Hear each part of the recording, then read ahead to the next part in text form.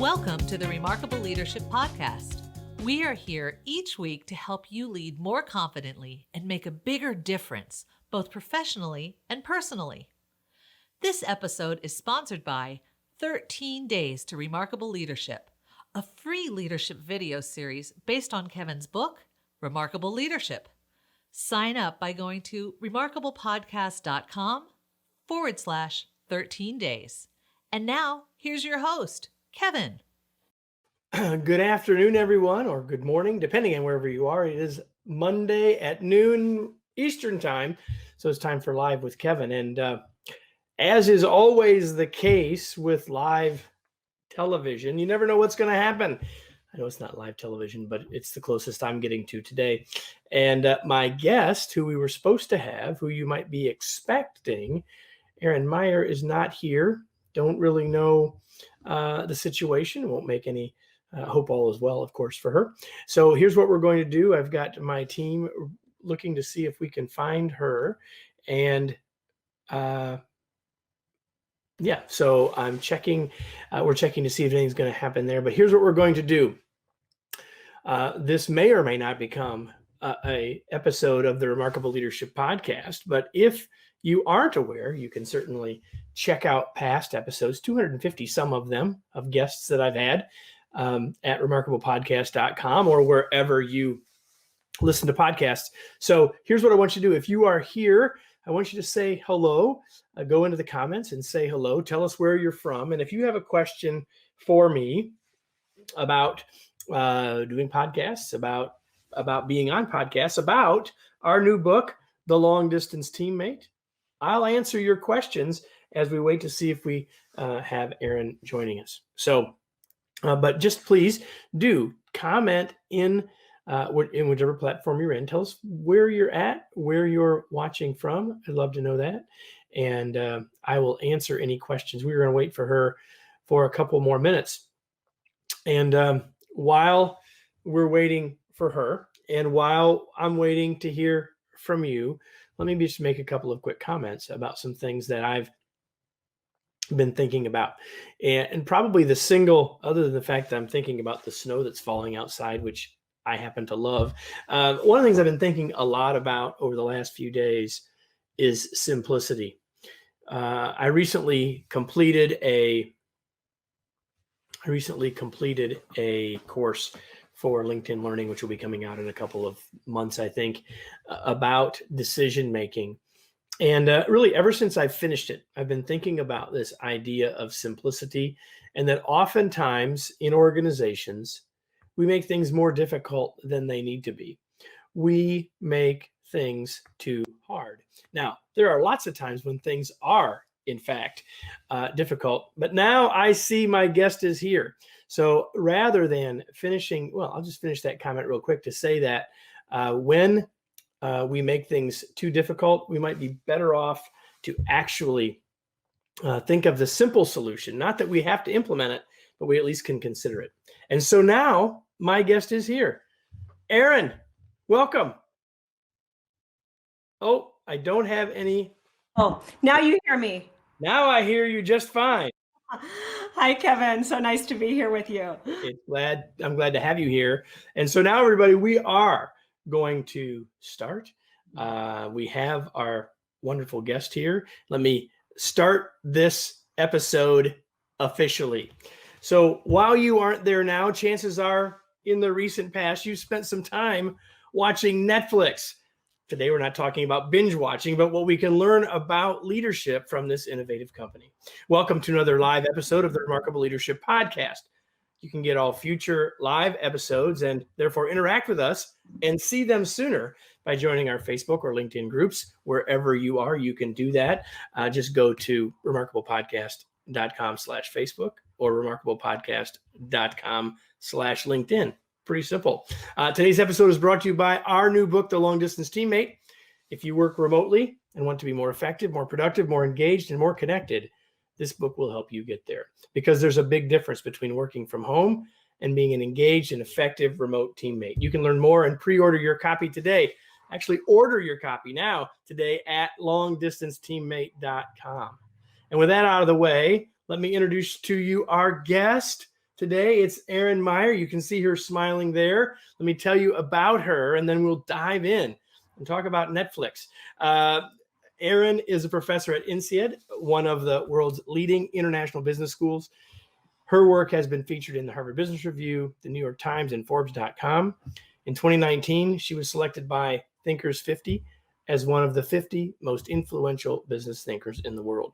She received her MBA right there at INSEAD in 2004. She currently lives in Paris, France.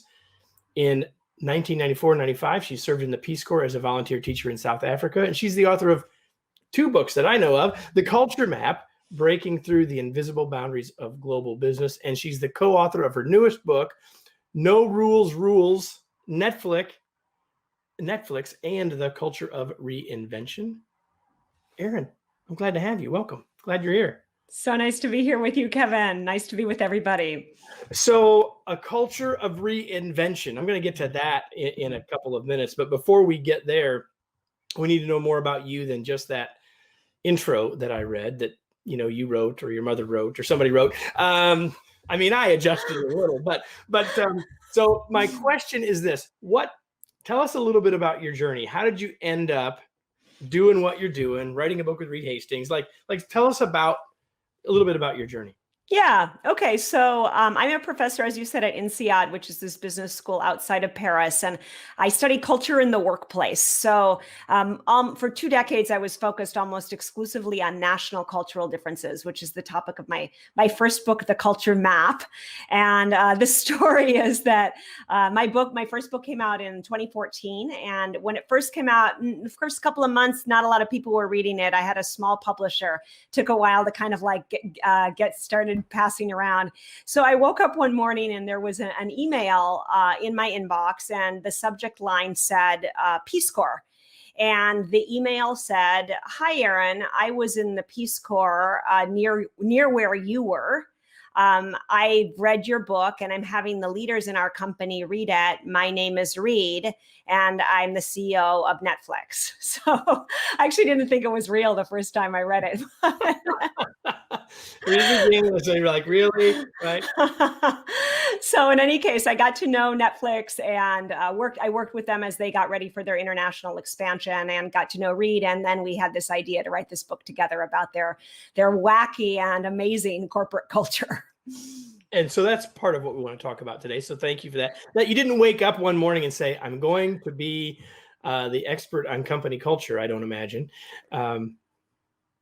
Yeah, it's interesting because I used to be completely uninterested in corporate culture.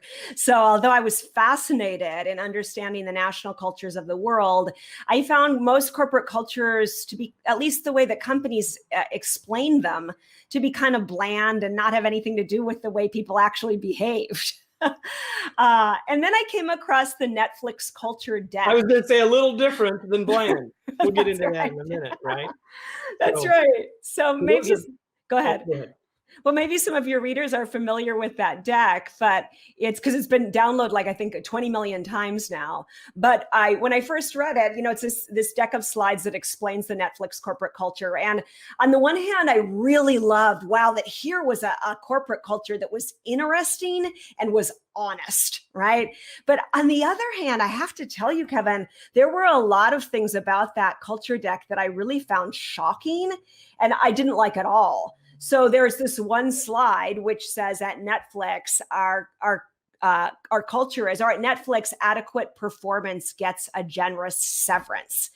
And when I read that, I thought, well, how could that be? Because all of the research around innovation these days is about psychological safety. So here's this company that's not just ignoring the idea of psychological safety. They're saying, if you don't perform at this super high rate, we'll kick you out the door, right? And then there are these other crazy things in it. It says things like, at Netflix, our vacation policy is take some.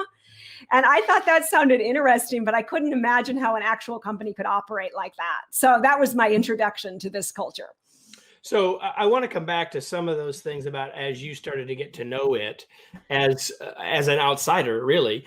But I want to come back to some of the things that make it different. We'll get to some of the things in the book. But you hinted at this idea of the adequate gives you a severance, basically.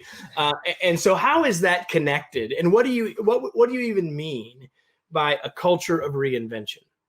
Yeah. So one of the things that's actually fascinating about Netflix is that, and I think particularly fascinating for our COVID era, is that Netflix is a company that has been able to reinvent themselves multiple times in a period of about 15 years. So this is extremely rare, right? And most companies are not able to change from like one direction to another when the environment shifts. But if you think about it, it was not very long ago that Netflix was a DVD by mail company, right? I think you can still get them. Isn't that still true? I guess a few people do, right? So they had these, of course, they had these warehouses around the U.S. where they stocked thousands and thousands of DVDs, and they're putting these DVDs every day in the mail to all of their red customers. mailers. I used to get them all those years ago. Yeah, my mom did too. Since you brought up my mom, Kevin. I mean, I'm old, right? I remember, and there's even the story, and I think it's in the book, but I know I've read the story about when Reed and the team went in to try to sell themselves to Blockbuster. Anyone even remember Blockbuster? Some of you that are here live would have to Google that, right? That's right. And so they have continued to reinvent themselves. And what would you say, as that outside observer, are some of the things? Obviously, the culture is part of that, but what has enabled them to do what so many aren't able to do? Yeah. So I interviewed about 200 people at Netflix as I was getting ready for this project, both employees, current and past. And also I interviewed Reed a whole bunch of times. And one of Reed's favorite stories, I need to tell you because it's kind of the basis to the way that this all works. So his first organization was this company called Pure Software. And at the beginning, that was just a group of people that were operating, really entrepreneurial way. So just using their best judgment to make decisions for the good of the organization. But then as the company grew, some people did stupid stuff. Other people took advantage of the freedom given to them. And Reed responded by putting in place a bunch of rules and process, right? So like there was this guy named Jim who used to take the airplane every week from San Francisco to LA.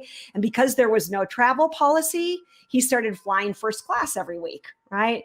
And there were some other people who were like making dumb decisions. So Reed put in place processes like management by objectives and KPIs, right? To make sure that he was minimizing error and increasing efficiency. But then as he did that, as he dummy-proofed the system, eventually what he realized is that only dummies wanted to work there. So the really like creative mavericky employees, they left the company to go work at places that they could like run free, right? And the people who were really good at following those rules and process, they were promoted into those senior positions. So then two things happened. One was that the company stopped innovating. And the other was that as the environment shifted from C++ to Java, the people in charge were not very flexible and they were not able to change direction. And Reed had to sell the company.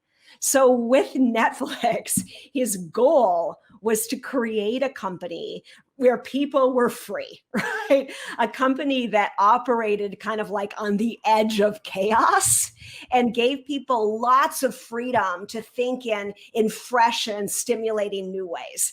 So that's the whole basis to this reinvention. And as you said, people may have downloaded that deck about the company culture at some point, but they've slept since they read it. And by the way, for those of you that are here live, feel free to ask your questions. That's one of the advantages of being here live. You can ask your questions and Erin and I will talk about them. But while people may have read the deck at some point, you've mentioned a couple of things, take vacation when you want to kind of thing.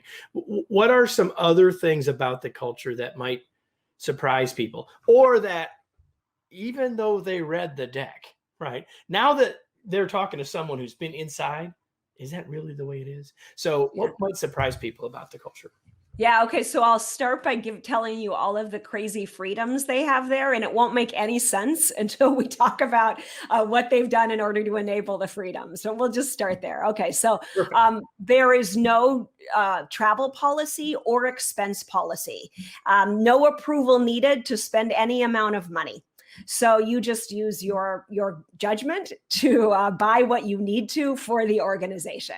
The maternity and paternity leave policy is do what's best for you and your family, right? Now, those are like symbols of freedom, but some of the other freedoms I think are actually more interesting, like they don't believe in things like KPIs or management by objective or annual bonuses. Instead, they say they want their employees to feel like they are running free. They don't want the boss's hand to be on the employee's shoulder. And then the really big one is that you don't need approval really for anything at Netflix. So they say don't seek to please your boss and seek to do what's best for the company. And they say lead with context, not control. So let's talk about that one, because that's one of the things I was hoping we would get to. And since you mentioned it, let's talk about that. What do they mean by, or what is meant by leading by context and not control? Yeah, so I think we'll start with an image. So in most organizations, the decision-making system is like a pyramid, right? So you have the CEO at the top and the lower level employees at the bottom, right? And the low level employees, they can make small and important decisions. But for any important or big decision, it has to get passed up the pyramid, right? But leadership at Netflix is like a tree. Where they have the chairman who's kind of down there in the dirt, who's setting the context for the organization. So this is our North Star. This is the things that we have to keep in mind as we're making decisions. Here are all of the elements that we need to focus on. And then we've got senior management at the lower trunks, right? Setting more context for their divisions. But then it's the lower level managers who are out there like at the small branches, at the leaves of the trees. And those are the people who are making the multi-million-dollar decisions every day, thinking about the context that's been set by their managers, but not needing approval from them to spend that money. And that's what's led to this incredible growth in this company. Because if you think about it, a pyramid can only grow so fast, right? Because you've got a bottleneck at the top. But with a tree, there's really this kind of like endless possibility of growth. As long as the roots are strong, which takes us back to still the seminal importance of leadership, right? If we want to stay with your metaphor. That's right. And as long as you have the right employees. And I think that that's where we have to start with all of this. As people, I know you hear this, you must be just like me, everyone. I mean, when I heard all of this, I thought, well, that sounds really romantic, but I have no idea how that could actually function. So I don't believe it. Right? But now, 200 interviews in and a book published with your name on it, what do you say? Well, is it real? Yeah, it's real, but it only works because of the foundational principles, right? And so maybe we'll come back later to like more with lead with context, not control, but kind of talk a little bit about the principles now. Is that fine? Actually, in just a second, because we have a question that came in. Let's do it. Hear that question, and I'm going to put it up here. The question is about ways to breakthrough innovation in an engineering institution, which happens to be a university. So you know a little bit about that as well. So do you have any thoughts about which gets at where I wanted to end our whole conversation, which, okay, I'm not at Netflix, right? Thank you so much, Erin. But talk to me about what I do. So let's answer Madhav's specific question. You have any thoughts about that? Or what sort of like, what would what would Reed do? What would Reed say if we were wearing that on a wristband? Yeah, so this is actually, hello, Madhav, so nice to meet you. This is actually a great question, I think, to just jump into these principles, because my goal with all of this was not to like write a book about what a crazy, weird place to work. Although, I mean, I guess that's part of what comes out of it, but to really come up with some like useful ideas about what other organizations or universities, if you work at a university like I do, could do around the world to improve innovation. So let's dive in, Madhav, and I hope in 15 minutes we'll have a like really thorough answer of your question. So as Reed was thinking about how to create this organization where he would give employees a lot of freedom, and the freedom would then breed innovation, right? He thought, well, the problem is that as the company grows, if complexity increases, and if you don't put in place these processes, the whole organization is going to descend into mayhem, right? But then he realized, well, in most organizations, the best employees don't need rules and process. It's those employees that are a little bit less amazing that we put those rules and processes in place for. So what if we were going to create an organization that was made up only of top performers, right? And so already we could have a lot less rules and process, and we can talk more about that in a few minutes.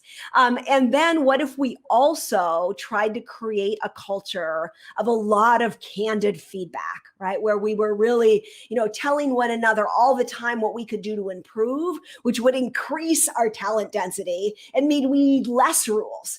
Plus, if people try to take advantage of the freedom, we'd call one another out, which would create a co-accountability, right? So if we did those two things, then we could really go to this place where we would let go of all of those policies and rules. And I think just that simple kind of 3-step process is actually something that we can think about in any organization where we're looking for more innovation.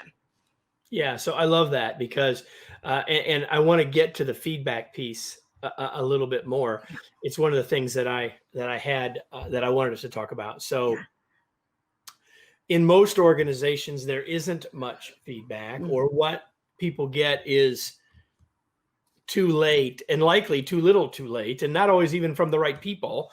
So talk about that a little bit more, because I love how you put that, Erin, in the context of of how it fits into everything else.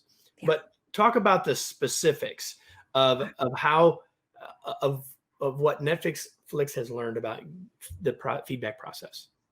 Yeah, well, I think it's interesting because a lot of organizations, I mean, especially in the US, right, are talking today about feedback, about trying to develop a feedback culture, but they don't seem to be getting that far with it. And at Netflix, I can tell you, people are really candid. Right? We have some stories about that. But what I've seen in my own research is that most people recognize the value of candid feedback, but they don't get it, right? And that's because of the amygdala. So the amygdala is the most primitive part of your brain. And the amygdala is very concerned with not getting kicked out of the tribe, right? It's finding safety in numbers. So if someone actually dares to give you negative feedback, to tell you what you could do to improve your performance, your amygdala starts sending off an alarm, right? And when that happens, you're likely to respond with fight or flight. So either I deny it, no, it's not me, it's you, right? Or I flee, I don't want to talk to you anymore, right? But they've done some very simple things at Netflix just to get the feedback out there. So one is just like kind of obvious, but they do a lot of these putting feedback on the agenda. So frequently, like if you and I meet, Kevin, every month, the first item of the meeting or the last item of the meeting will be, feedback. And you'll tell me what I can do to improve my performance, and I'll tell you, right? So just getting that out there, I think, is very useful. But they also do some really like edgy stuff that I thought was crazy when I first heard about it. So let's just, before you go there, let's just say that. So what Erin is saying, everybody, and you can, and what I love about this is you don't have to have this as a whole organizational culture. If you're saying, well, this is awesome, right? But I'm not at Netflix, right?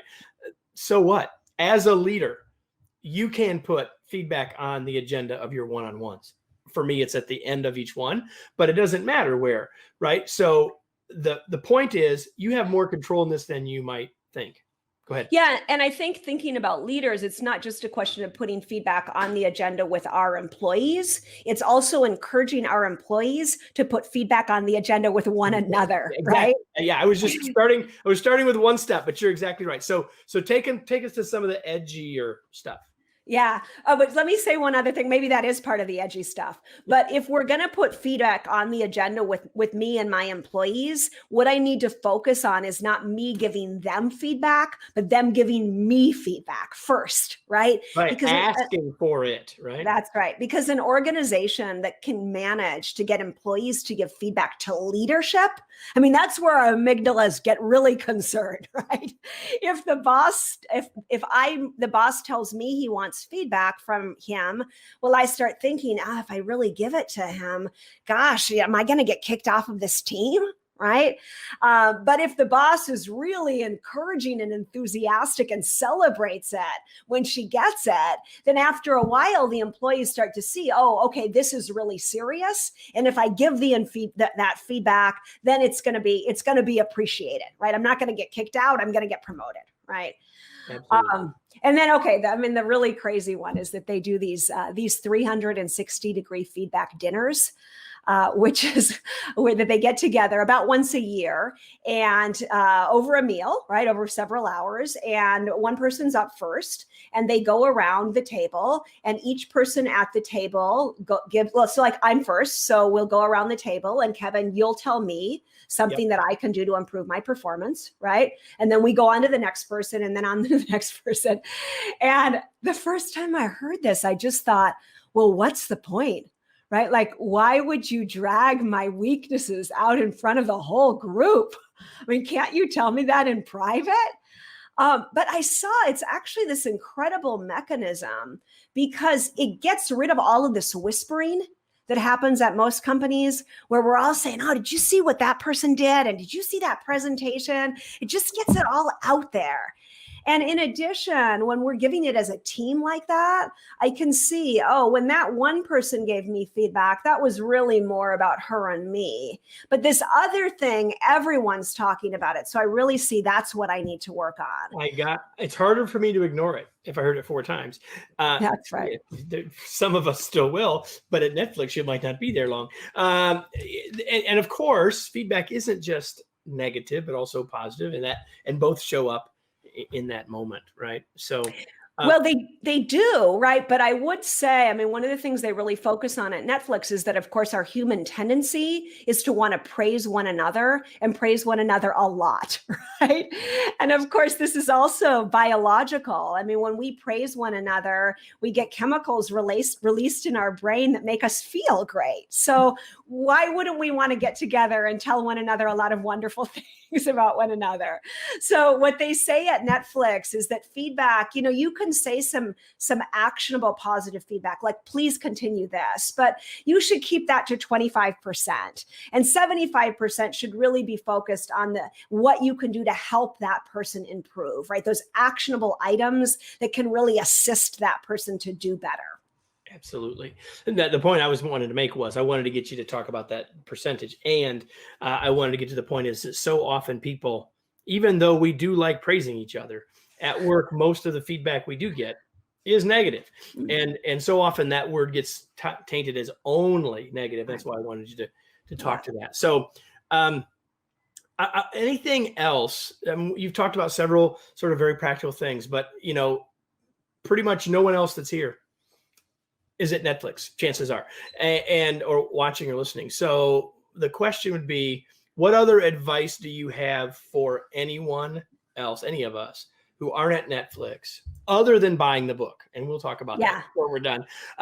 What other advice would you give to people to applying these ideas in a place that's not normal?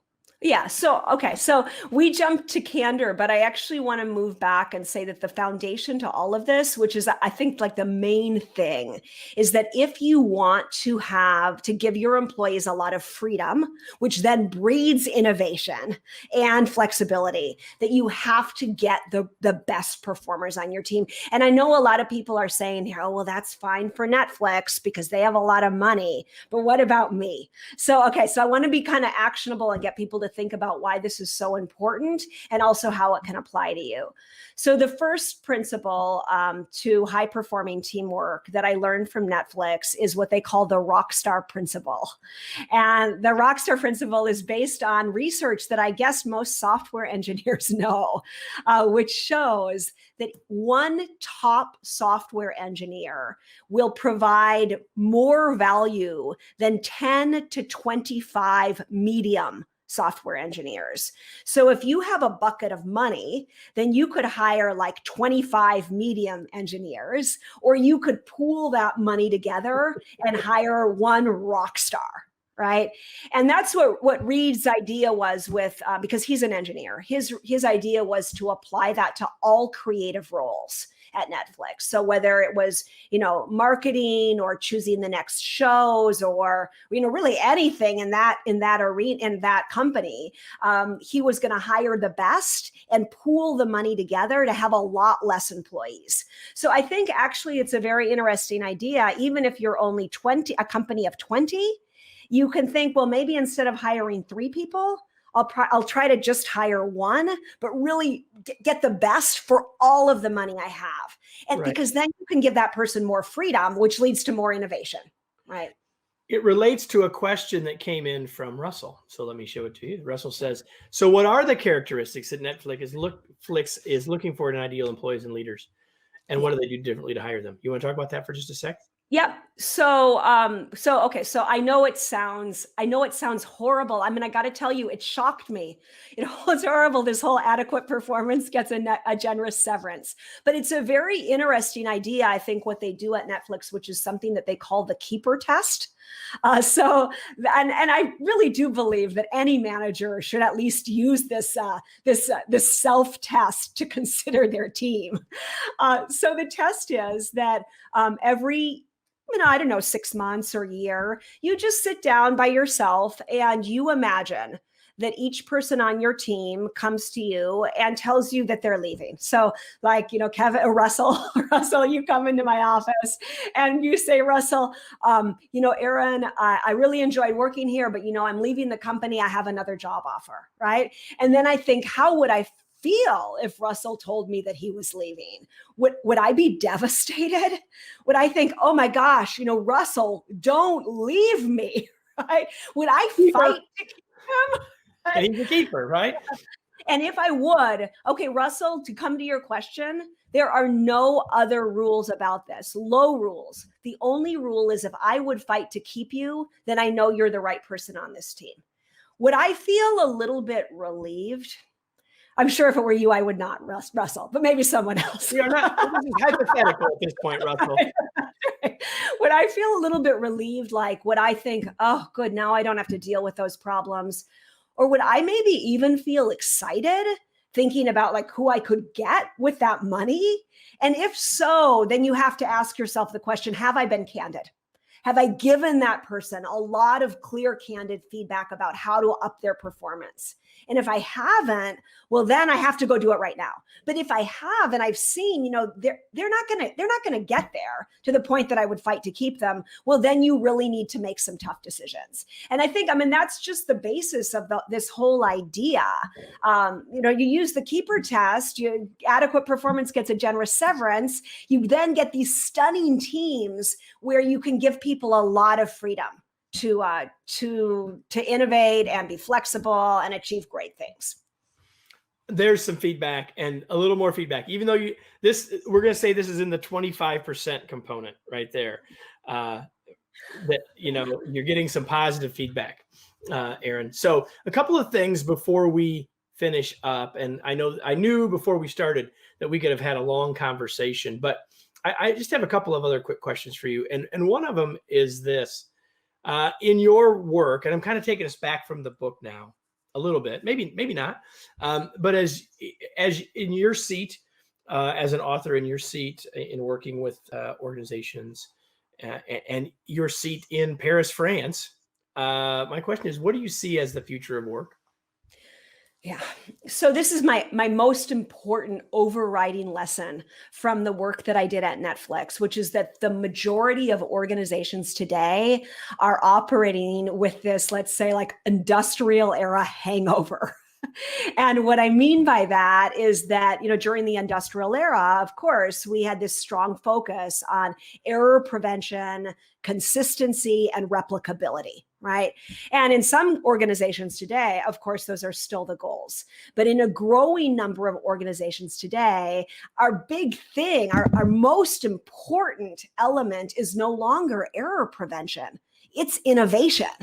And instead of replication, we need flexibility, exactly the opposite, right? But so many companies are still focused on putting in place to maximize efficiency and minimize error.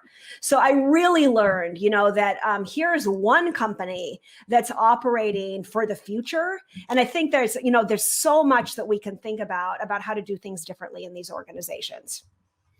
It leads to a point that we don't have time to unveil, but I will leave for all of you to think about. And that is finding that balance between innovation and error prevention, if you want to think about it that way. That's because right. we still need some error, like even at Netflix, like when I click the right button, the right movie's got to show up, right?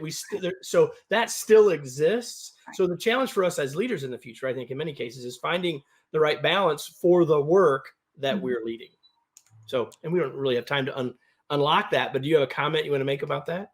Yeah, and I think it's really interesting. Like if we think about our organizations, like I work with Michelin Tires here in Paris, here in France, and part of their organization, of course, is focused on error prevention, right? And we hope so because we're using their tires, right? So it's a safety critical market. They really need to make sure that everything is exactly right in their product. If we have an error, it might lead to death. They also, of course, are they have these products in these factories where they need lots of process. But so there we can stick to the rules and process we've used for hundreds of years. But in other parts of Michelin, they're trying to dream up new ways of creating tires, of new things that no one has ever thought of. And there they need to think about, okay, how can we get rid of these rules and process? Instead, try to get these really like creative, fantastic employees, and then get a lot of candor going, and then see that innovation happening because we have no rules telling people what to do. So I hope that, that lots of people will take not just lessons for their entire organization, but maybe even for one department out of this. Exactly right. So, all right, we'll talk about the book one more time, I promise, Erin. But right now, people want to know about you. So, what does Erin do for fun? I rollerblade. I rollerblade for fun. I rollerblade because I lived just outside of Paris. I rollerblade around Longchamp, which is the famous horse racing area outside of Paris. You can find me there in the afternoons. That's good. And where I would be falling, you're still blading. So that's good. Now, there's a question, Erin, that since we didn't have a chance to talk before we went live, there's a question that I normally tell people I'm going to ask, and I'm not telling you, but I'm going to ask you anyway. So what's something that you're reading or that you've read recently? I don't care what it is. What's something that you're reading that people might find interesting? Oh, the only thing that I'm reading lately is a lot of books to my children. So Big Nate, we're really into Big Nate. And Captain Underpants. Okay, my son, I remember the Captain Underpants. So these will be, by the way, everybody, this will be the first time that we'll be putting Big Nate and Captain Underpants in the show notes. But that's where you can always find more about what we've done today, whether you're with us live or with us later. So I know we have another question that's come in, but we're really not going to have time for that. And I apologize. But I have one more question for you. Yeah. And that's the question that you've been wanting me to ask from the beginning. Where can people find out more about this book, and where can they find out more about you? Yes, so please join me on LinkedIn, where I post frequently. You can join me at erinmeyer.com. It was really a pleasure to be here with you, Kevin, and I hope that I get to see all your listeners face to face next time. And the book is, say the book's title again. Oh, Is that what you did? All right. no Rules. No rules, Netflix and the Culture of Reinvention. And I should clarify, it's not no rules. It's no rules. Well, there you go, everybody. And now a question for all of you that are watching or listening, whether it's live with us now or whether it's later on the podcast. And that is, now what? What are you going to take from this? And this is at the heart of what something Erin said earlier. This isn't really about just learning something about Netflix. This is about learning what I can do differently. So what ideas did you get? What insights did you get that you now need to translate into your work as a leader and a team member? So Erin, thank you so much for being here. It was such a pleasure to have so you. much, Kevin. And everybody, we'll be back here. Every week there's a new episode of the Remarkable Leadership Podcast. So we hope you'll find us. And every week we're right here live. Some weeks it's a podcast. Some weeks it's not. Wherever you're watching live, we'll be back. And we'll be back again, as I said, next week with another episode of the Remarkable Leadership Podcast. Thanks, everybody. Thanks, everyone.